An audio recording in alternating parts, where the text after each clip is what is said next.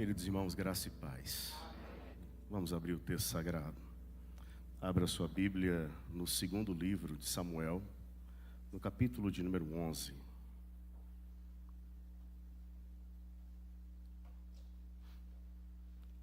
Segundo livro de Samuel, capítulo de número 11.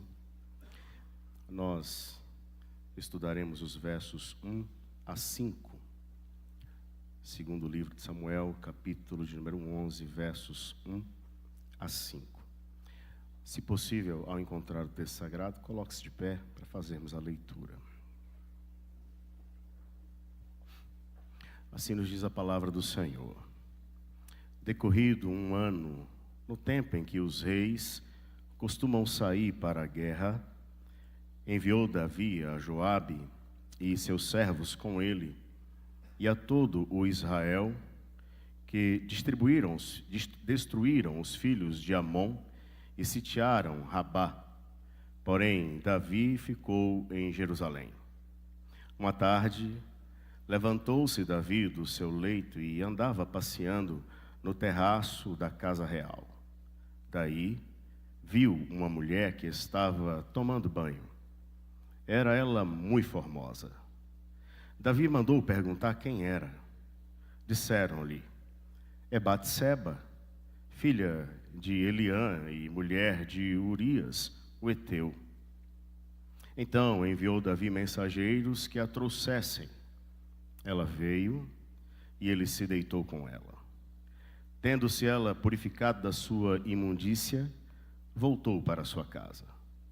A mulher concebeu e mandou dizer a Davi: estou grávida. Pai querido, em nome de Jesus, nós rogamos que o Senhor de fato nos visite com perdão e graça nesse instante.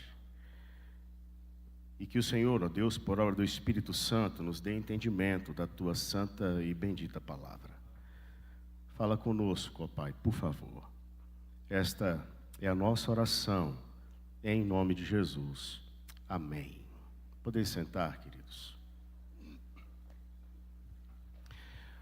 Nós louvamos ao Senhor porque quando lemos as páginas das Escrituras, nós vamos ver que a palavra de Deus, ela não esconde a verdade sobre as pessoas ou sobre os servos do Senhor.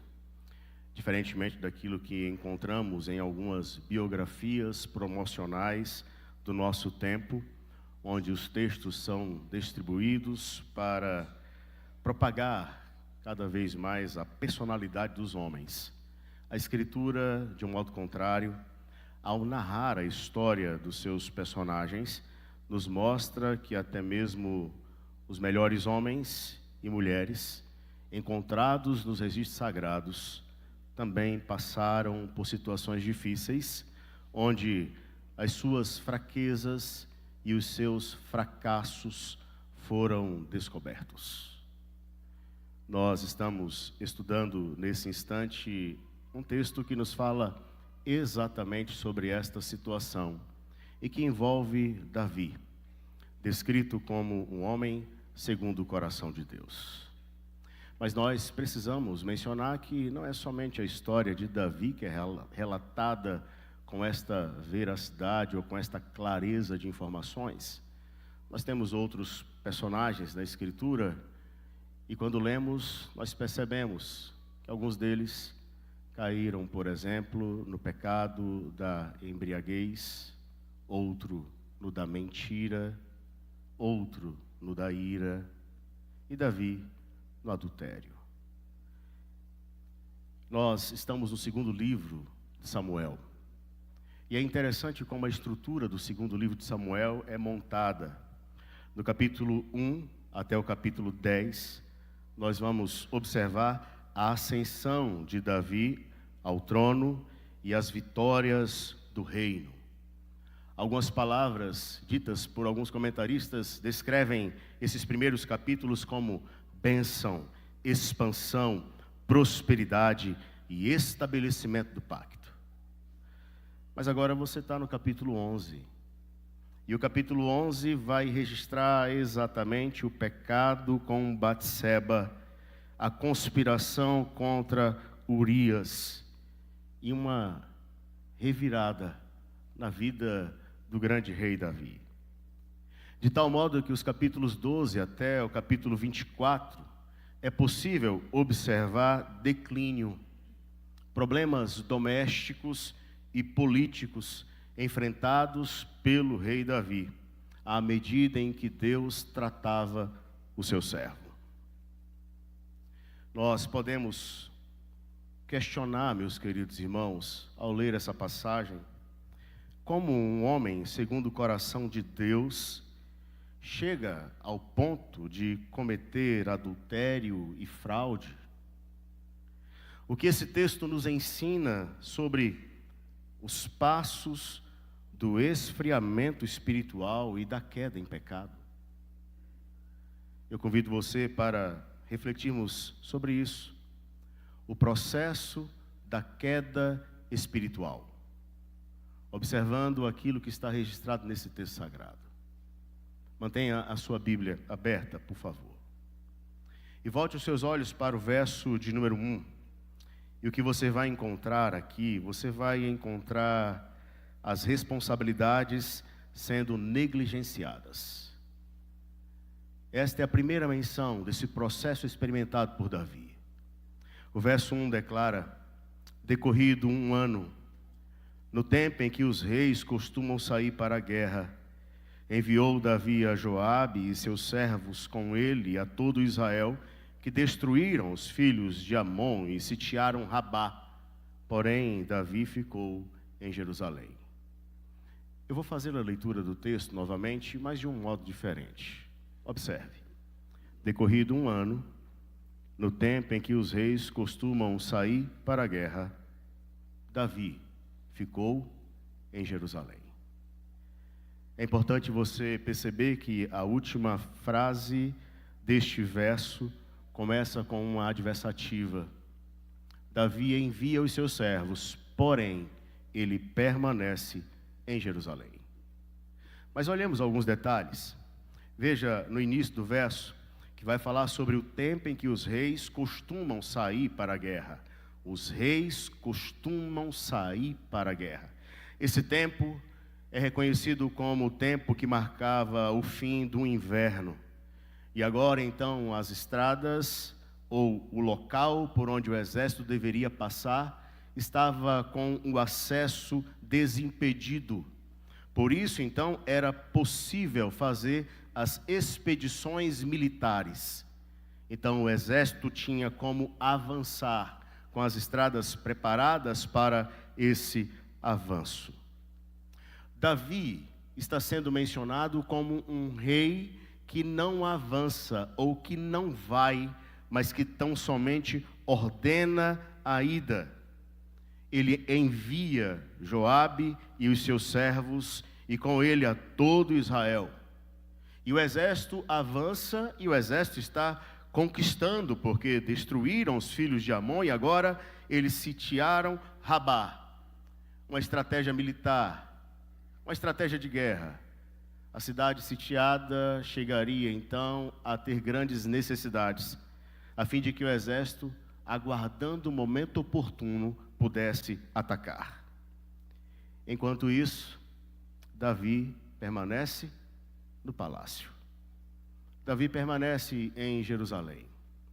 Davi, ele demonstra a sua inatividade militar, neste caso, depois de ter agido com tanta habilidade em outras incursões militares. Davi, nesse exato momento, meus queridos irmãos, ele retirou a sua armadura e colocou de lado. Ele negligenciou a sua responsabilidade e, consequentemente, deu um primeiro passo para a sua derrota moral. O que nós estamos percebendo aqui é que esse esfriamento, neste primeiro passo, ele está se dando não em um momento em que Davi está enfrentando uma crise muito forte. Pelo contrário, ele acontece no momento em que Davi está no topo. ele está na estabilidade. Ele está num momento confortável. Quando, nesse conforto, ele assume um comodismo e deixa de depender de Deus para desfrutar de si mesmo no prazer daquilo que conquistara. A negligência de responsabilidades é algo que pode bater à porta do seu coração e do meu coração. Responsabilidades assumidas diante do Senhor, responsabilidades que não podem ser negligenciadas. Pais que experimentam de esfriamento espiritual são pais que negligenciam a responsabilidade de discipular os seus filhos, por exemplo. Mencionemos isso hoje, no Dia dos Pais.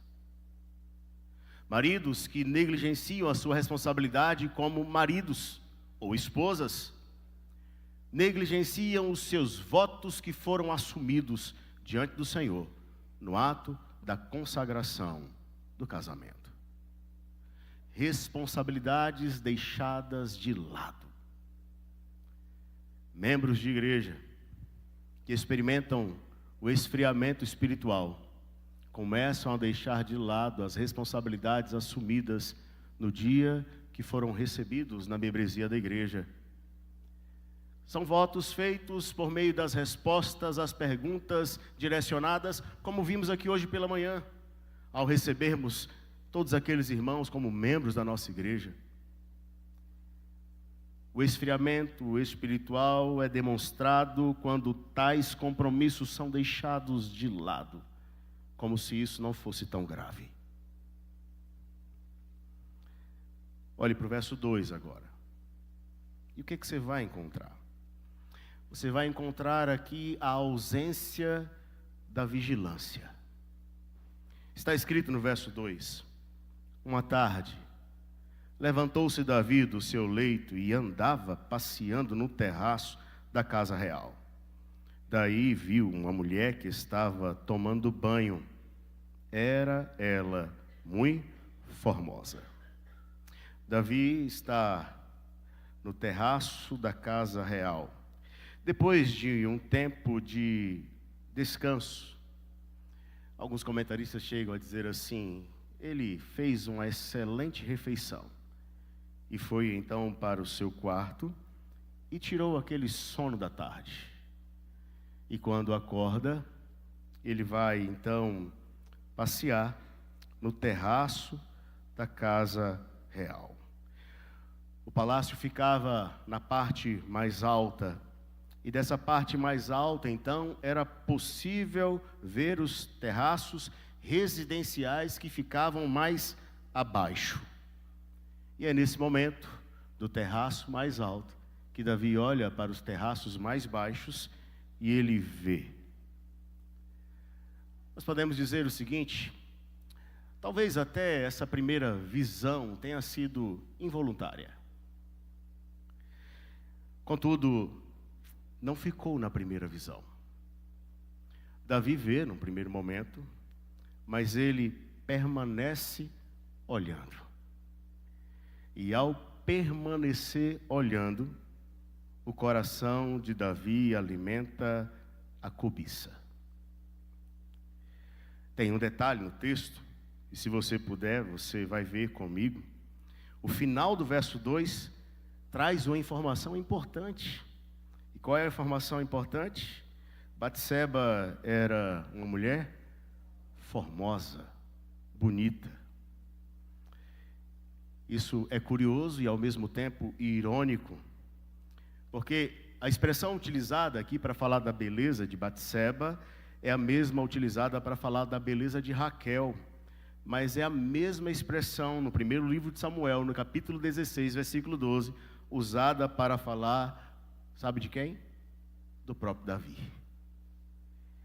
E agora, um atributo que poderia ser louvável se transforma em um laço para o coração desse homem. Davi permanece olhando e deseja, alimentando a lascívia em seu coração e procurando, consequentemente, a ruína. Os olhos se tornaram presas fáceis. O coração deu vazão àquilo que a porta de entrada, os olhos, demonstraram. E agora, não vigiando ou negligenciando a vigilância, Davi avança para experimentar cada vez mais essa frieza espiritual e, inevitavelmente, cair. Cuidado com seus olhos. Cuidado com a lâmpada do seu corpo. Cuidado com aquilo que você tem visto, mas, sobretudo, cuidado com aquilo que o seu coração alimenta diante daquilo que os seus olhos contemplam. Olhe para o verso 3 agora. E no verso 3 você vai ver agora Davi desprezando os alertas. Davi despreza os alertas. Davi mandou perguntar quem era. Disseram-lhe: é Batseba, filha de Eliã e mulher de Urias, o heteu. Davi manda indagar, ele está interessado. E o interesse agora está sendo refletido na ordem para que os seus servos busquem as informações. A resposta que os servos dão para Davi deveria ser entendida pelo rei como um freio, como um limite, como um alerta, dizendo: não avance, cuidado. E por que nós podemos afirmar isso? Olha só, vejam que aqui existem algumas informações.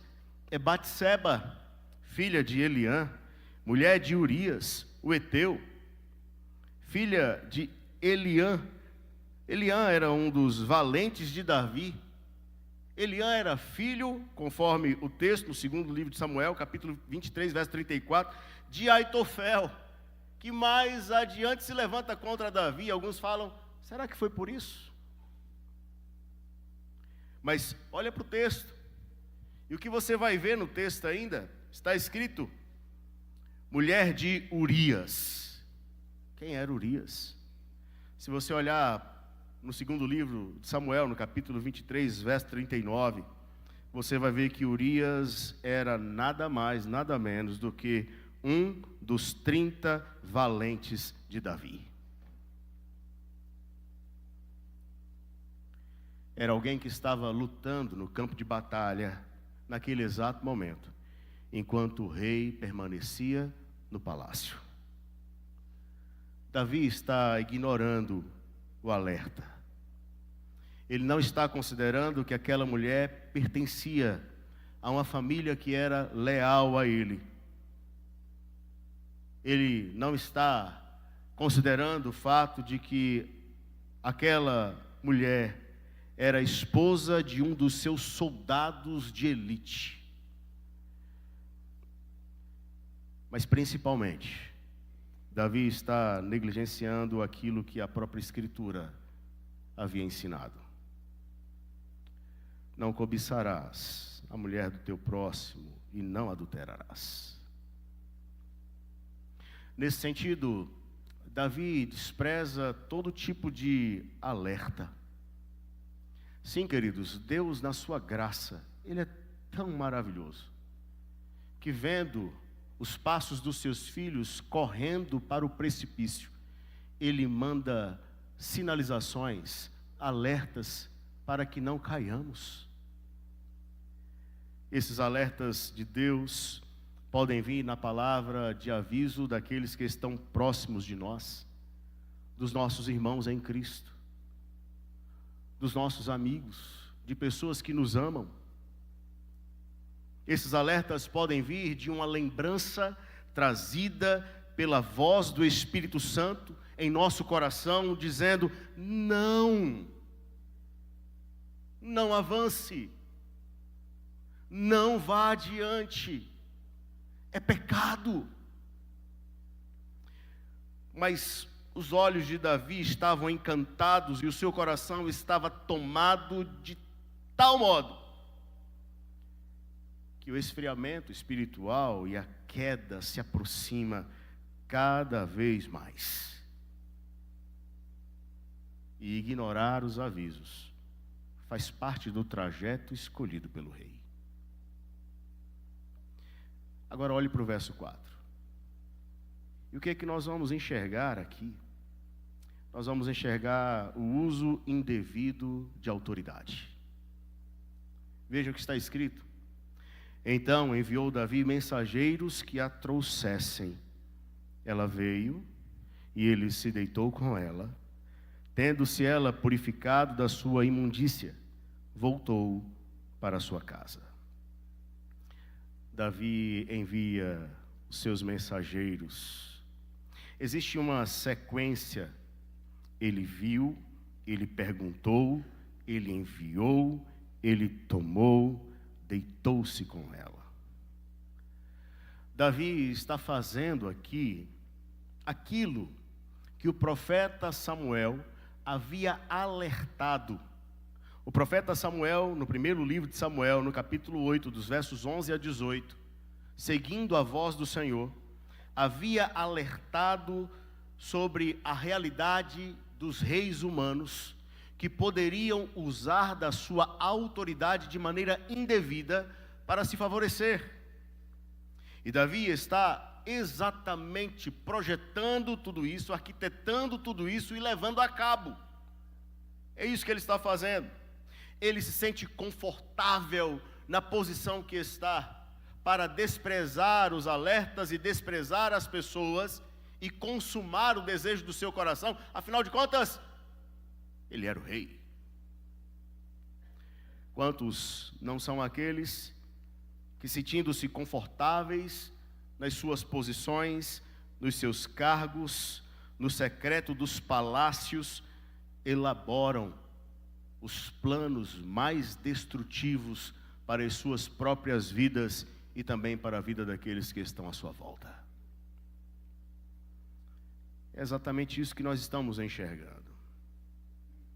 O perigo de utilizar a autoridade, os cargos e os privilégios para facilitar a consumação do pecado e até mesmo, como é narrado posteriormente, tentar abafar as consequências trazidas pelo pecado. Davi está aqui ensinando de uma maneira lamentavelmente negativa que é possível passar por um período da vida onde a religiosidade se manifestará de maneira hipócrita. Ele está mantendo a rotina e os ritos religiosos exteriores, mas o coração de Davi estava em completa rebelião contra o Senhor. Volte os seus olhos para o verso 5. E o que é que nós vamos encontrar agora no verso 5? Nós vamos encontrar, queridos, a ausência de controle das consequências. A ausência de controle das consequências. Eu quero repassar. Observe então, no primeiro momento, que Davi, ele vai negligenciar as suas responsabilidades. No segundo momento, Davi, ele não observa a vigilância. Num terceiro momento, ele despreza os alertas. Num quarto momento, ele usa de maneira indevida a sua autoridade. Só que uma vez que o pecado é consumado, aquele que antes imaginava ter controle de toda a situação, ele tem que aprender que ele não controla as consequências. O verso 5 declara: a mulher concebeu e mandou dizer a Davi. E aqui nós temos, nesta cena, as únicas palavras de Batseba. Ela manda dizer: estou grávida. É só isso. Batseba concebe. E agora então Davi tem que lidar com isso. Davi tem que lidar com o seguinte fato: o pecado que antes era considerado como secreto vai se transformar em algo público e notório. E vai implicar em uma crise dentro do palácio durante os próximos dias da sua vida. Ele havia experimentado de uma ilusão de controle, mas não considerou o seguinte fato, como muitos em nosso tempo não consideram. Nós somos capazes, queridos, de escolher o pecado, mas somos absolutamente incapazes de controlar as suas consequências.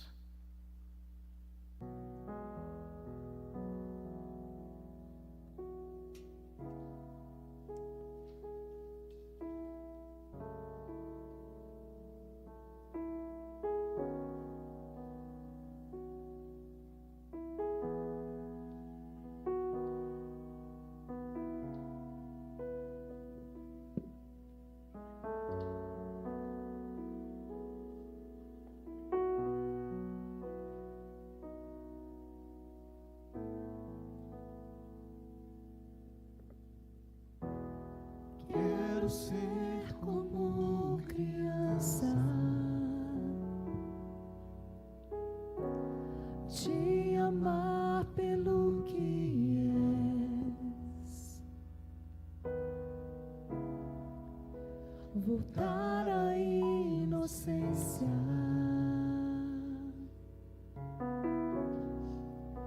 e acreditar em ti. Mas às vezes sou levado pela vontade de crescer, torno-me independente e deixo de simplesmente crer.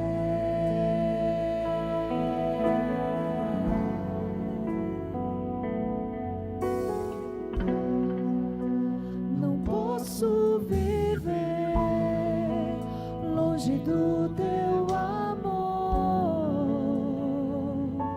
Senhor, não posso viver longe do teu afago, Senhor, não posso viver longe do teu abraço.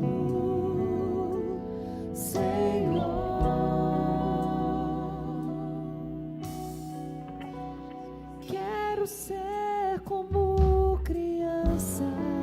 Coloque-se de pé, vamos cantar juntos. Te amar pelo que és, voltar à inocência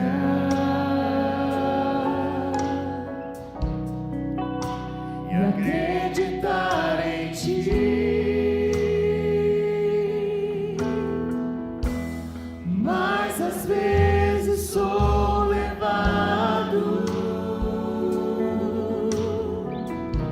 pela vontade de crescer,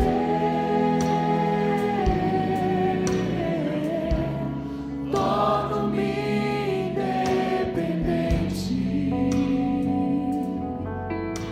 e deixo de simplesmente crer.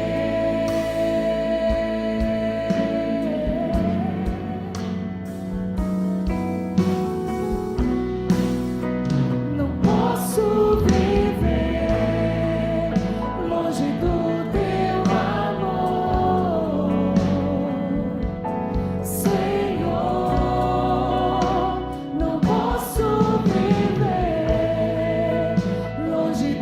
teu amor.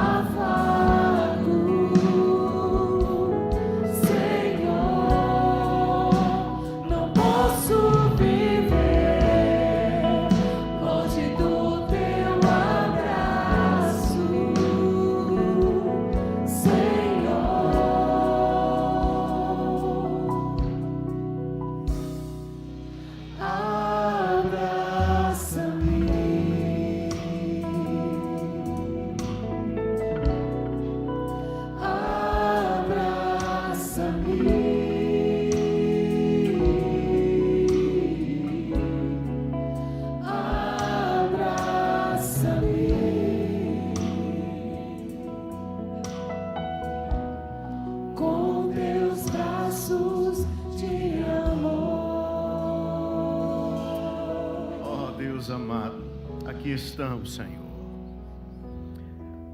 Aqui estamos, ó Pai, confessando ao Senhor que entendemos a Tua palavra. O Senhor é aquele que está nos chamando para viver uma verdadeira intimidade com o Senhor. Essa palavra, Pai, é que se aplica a todos nós, porque aquele que pensa estar de pé, veja que não caia. Ó Deus querido, ajuda-nos em nome de Jesus. Dá-nos graça, Pai. Dá-nos graça, por favor, para que jamais negligenciemos as nossas responsabilidades. Dá-nos graça, Pai, para estarmos atentos, vigilantes. Dá-nos graça, Pai, para que quando formos exortados, alertados, o nosso coração em humildade receba, aceite e regresse ao caminho que agrada ao Senhor. Dá-nos graça, Pai.